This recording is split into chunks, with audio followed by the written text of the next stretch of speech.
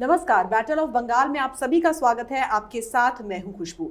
एक तरफ पश्चिम बंगाल से 3 आईपीएस अधिकारियों को अमित शाह ने गृह मंत्रालय तलब किया है, तो दूसरी ओर एक बार फिर से हिंसा की घटना सामने आई है पश्चिम बंगाल के डूंगरपुर में, जहां पर बीजेपी और टीएमसी के कार्यकर्ताओं के बीच झड़प हुई है, मारपीट हुई है और बंगाल बीजेपी की उपाध्यक्ष भारती घोष ने भी गंभीर इल्जाम लगाए हैं टीएमसी के ऊपर। और इन्हीं सब विषयों पर चर्चा के लिए हमारे साथ स्टूडियो में मौजूद हैं कैपिटल टीवी के editor in chief doctor Manish Kumar. Doctor साहब, बहुत बहुत स्वागत है। धन्यवाद। डॉक्टर साहब, जिस तरीके से 3 आईपीएस अधिकारियों को अमित शाह ने गृह मंत्रालय तलब किया है, तो उनके स्टेप को किस तरीके से देखा जाएगा पश्चिम बंगाल की राजनीति में? देखिए, ये तो 2 तरह से इसका असर हो रहा है जी।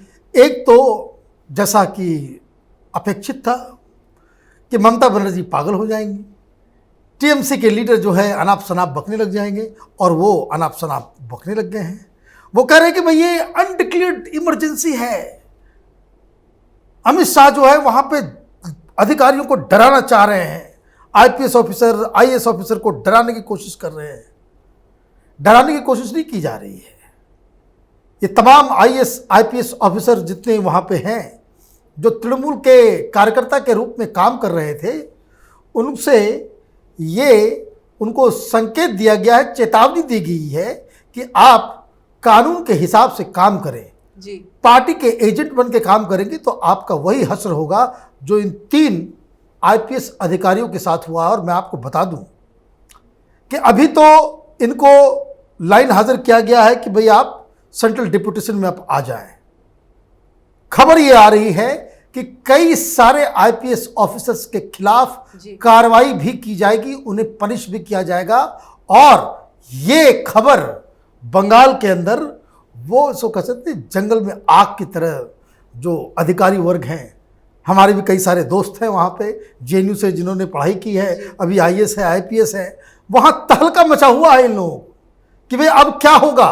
ये लोग डर गए हैं कि ये जो ममता और केंद्र के बीच की लड़ाई में कहीं इनकी नौकरी कहीं फंस न जाए बीच में। तो ये लोग अब डर गए हैं और जो मैसेज देना चाह रहा था केंद्र सरकार की तरफ से, जो मैसेज देने की कोशिश की गई, वो मैसेज वो क्लियर कट पहुंच गया है। और इसी वजह से आप देखिए कि आपने जो दूसरी खबर दी, इस एक्शन के पहले वो हिंसा हुई थी, और हिंसा तो बंगाल की राजनीति का एक अहम हिस्सा बन गया है। इसे रोकना होगा, और इसे रोकने में केंद्र सरकार, ममता बनर्जी और तमाम पॉलिटिकल पार्टीज हैं, उनको अपनी जिम्मेदारी निभानी होगी। अगर चुनाव के चक्कर में 100 लोग 150 लोगों की मौत हो जाती है तो ऐसे डेमोक्रेसी का क्या फायदा जी। तो ये चीज़ है।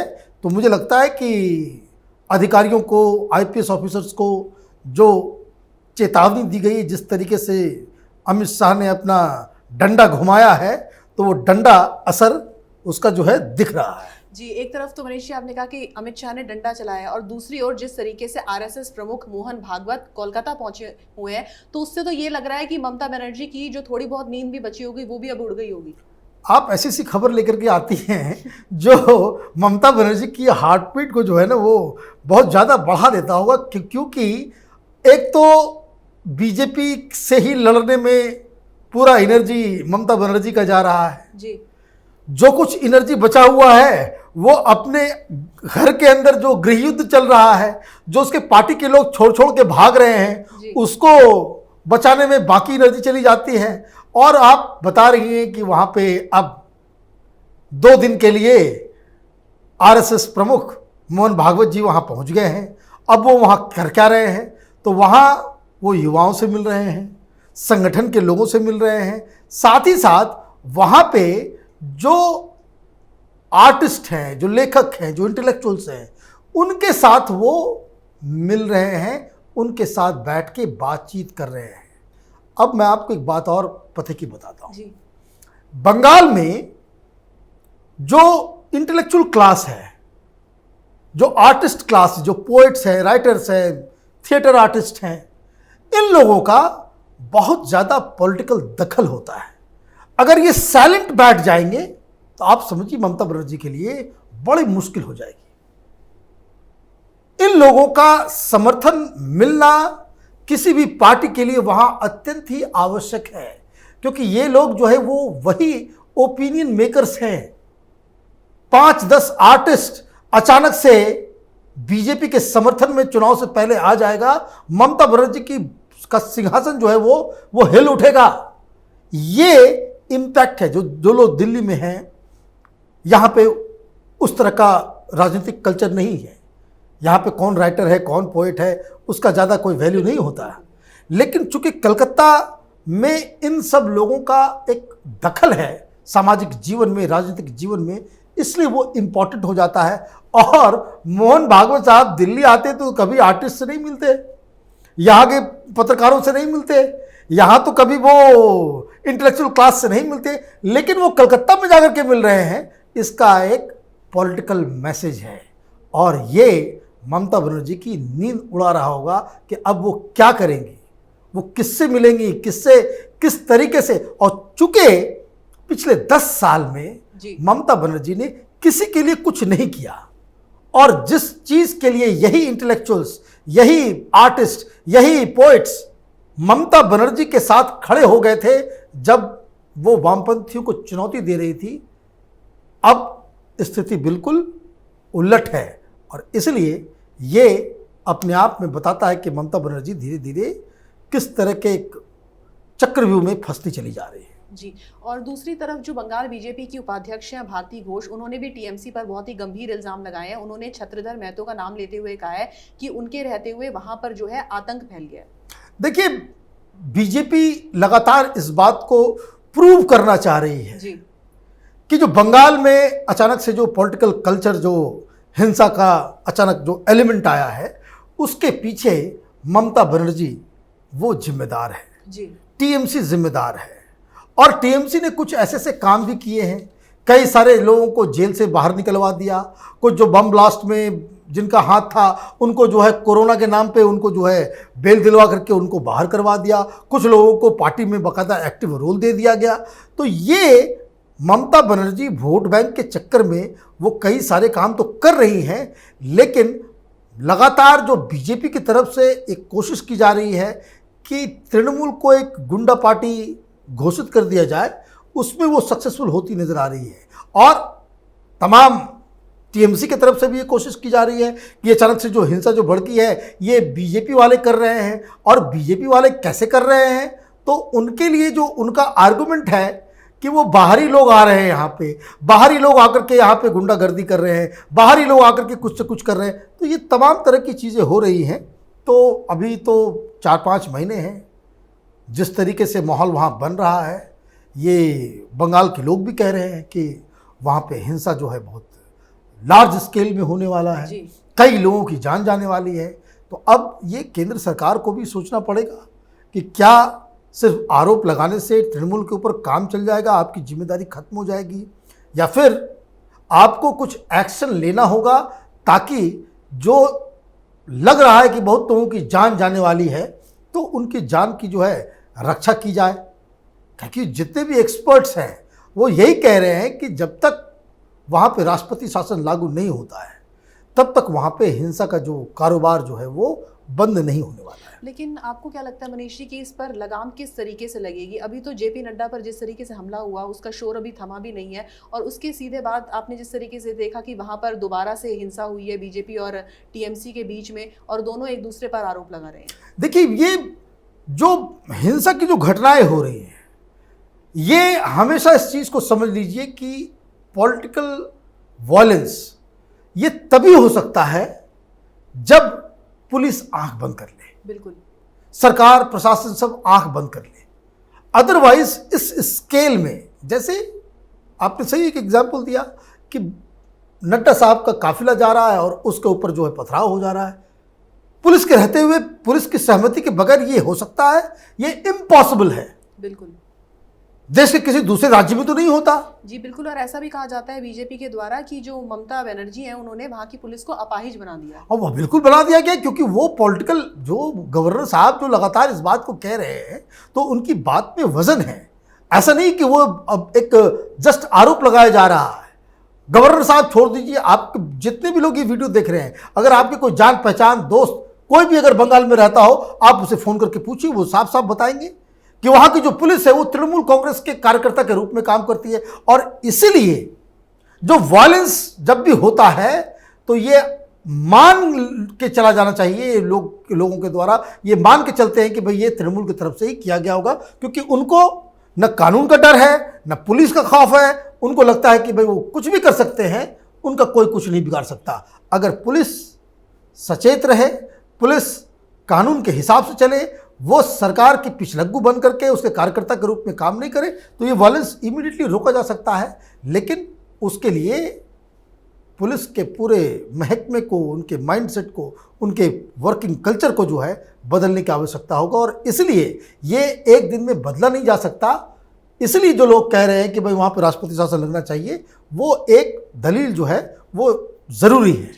मनीष जी, लोग ऐसा कह रहे हैं कि वहाँ पर राष्ट्रपति शासन लगना चाहिए, लेकिन जेपी नड्डा पर जिस तरीके से हमला हुआ है उसके बाद देश की जो जनता है उसका एक बड़ा तबका ये भी कह रहा है कि जो केंद्र सरकार है इस मामले में कायरता बरत रही है और वो कुछ भी नहीं करेगी, सब कुछ वैसा का वैसा ही रहेगा। देखिए, वो दो बातें यहाँ पे आ जाती हैं। एक तो प्रधानमंत्री मोदी और अमित शाह ये हर चीज में पॉलिटिकली करेक्ट होना चाहते हैं। जैसे आप देखिए, मैं इसको बार बार मैं इस एग्जाम्पल को कहता हूं कि शाहीन बाग में आपने बिठा दिया इन लोगों को, 100-150 लोग रहते थे, 200 लोग, 300 लोग, आपने उसको बड़ा होने दिया। खामियाजा क्या हुआ आपके पॉलिटिकल करेक्ट होने का? 53 लोगों की मौत हो गई। सड़क पे आप दिल्ली के अंदर सड़क के ऊपर जाम करके आप आंदोलन नहीं कर सकते हैं, लेकिन आपने क्या किया? आपने अपनी जिम्मेदारी जो है वो उठा दी। आपने कहा कि भाई कोर्ट फैसला करेगा जी। सुप्रीम कोर्ट भी उसी तरीके से, सुप्रीम कोर्ट ने भी कोई फैसला नहीं दिया, तो वो क्या हुआ? वो चलता रहा। भाई डेमोक्रेटिक राइट है, डेमोक्रेटिक राइट है, आप उसमें इंटरवीन नहीं करना चाह रहे थे, आप पॉलिटिकली करेक्ट होना चाह रहे थे कि कल कोई आपके ऊपर कोई आर्टिकल ना लिख दे, न्यूयॉर्क टाइम्स में कहीं आर्टिकल ना छप जाए कि मोदी सरकार जो है प्रोटेस्टर्स के ऊपर जो है लाठी चलवाती है, वहां पे पुलिस भेज देती है। तो आप पॉलिटिकली करेक्ट तो हो गए, लेकिन खामियाजा किसको भुगतना पड़ा? दिल्ली की जनता को। 53 लोग मारे गए। तो अब बंगाल के केस में भी यही है, ये ओपन एंड शट केस है आर्टिकल 356 का। लेकिन आप क्या करेंगे? आप कि चूंकि आप अगर लगा देते हैं आर्टिकल 356, तो ममता बनर्जी के को एक मुद्दा मिल जाएगा, एक इशू मिल जाएगा कि भाई ये देखो, डेमोक्रेटिकली इलेक्टेड गवर्नमेंट को मोदी सरकार ने हटा दिया, ये फासिज्म है, ये डिक्टेटरशिप है। ये आप इल्जाम अपने माथे पे लेना नहीं चाहते, तो उसका खामियाजा कौन भुगतेगा? तो उसका खामियाजा बंगाल की जनता भुगतेगी। वहां वायलेंस होगा, लोग मरेंगे। तो जितने लोग मारे जाएंगे वो उसके लिए ये आक्रमण्यता जो है, जो इनडिसीजन है कि आर्टिकल 56 आप नहीं लगा रहे हैं, तो वो उसके लिए वो जिम्मेदार हैं, जिम्मेदारी उनकी बनती है। और हर चीज अगर आप राजनीति के तराजू में तौलेंगे, किसमें क्या नफा नुकसान होगा उसको तौलेंगे, तब तो बहुत देर हो जाएगी। जी। और मनीष जी, जिस तरीके से जो ममता बनर्जी हैं कृषि कानूनों को लेकर भी वो उल जलूल बातें कर रही थी, तो बीजेपी ये भी आरोप लगा रही है कि इस वजह से वो विरोध कर रही है कृषि कानूनों का, ताकि जो टीएमसी में कटमनी जो है वो बटनी बंद हो जाएगी। देखिए, ममता बनर्जी तो एक अजीबोगरीब तरह की सरकार चलाती है।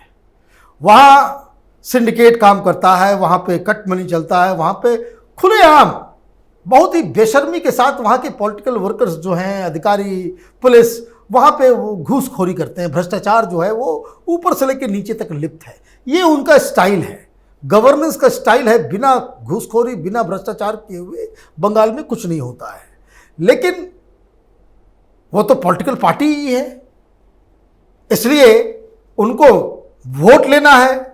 किसी दूसरे विपक्षी पार्टी को बीजेपी के खिलाफ जो है उसको मजबूत होने नहीं देना है, तो इसलिए वो बीजेपी के ऊपर हमला करेगी और बीजेपी तृणमूल के ऊपर हमला करेगी। ये तो चलता रहेगा। लेकिन हकीकत यही है कि ये बात कि वहाँ पे जिस तरीके से आप देखिए, वहाँ पे कोई इस तरह से मंडी नहीं चलता, वहाँ कोई प्रोटेस्ट नहीं हो रहा, वहाँ जबकि किसान वहाँ पे बहुत ज़्यादा लोग हैं, लेकिन वहाँ पे भी जो सिस्टम जो है वो अजीबोगरीब सिस्टम है। वहाँ हर जगह जो है पॉलिटिकल पार्टी, जो रूलिंग पार्टी होती है, उसका दखल होता है, भ्रष्टाचार में दखल होता है, कट में दखल होता है, सिंडिकेट में दखल होता है।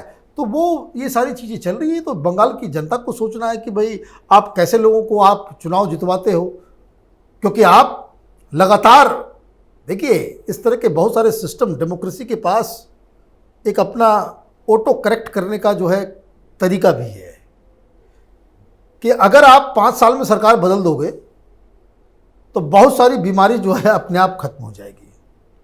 जिन राज्यों में लगातार एक पार्टी की सरकार बहुत दिनों तक रहती है वो राज्य का कबाड़ा निकल जाता है। वो हर चीज़ में धीरे धीरे वो पीछे बहुत सारी ऐसी बीमारी हो जाती है जिसका इलाज उसको खोजने में कई दशक लग जाते हैं। बंगाल इसी तरह की बीमारी से सफ़र कर रहा है जी। कि 35 साल आपने वामपंथियों को बिठा लिया, कहाँ ये राज्य था देश का, माने अग्रणी राज्यों में इसकी गिनती होती थी, फिसड्डी हो गई। फिर वो गया तो अब आप ममता बनर्जी को 10 साल से बिठाए हुए हो।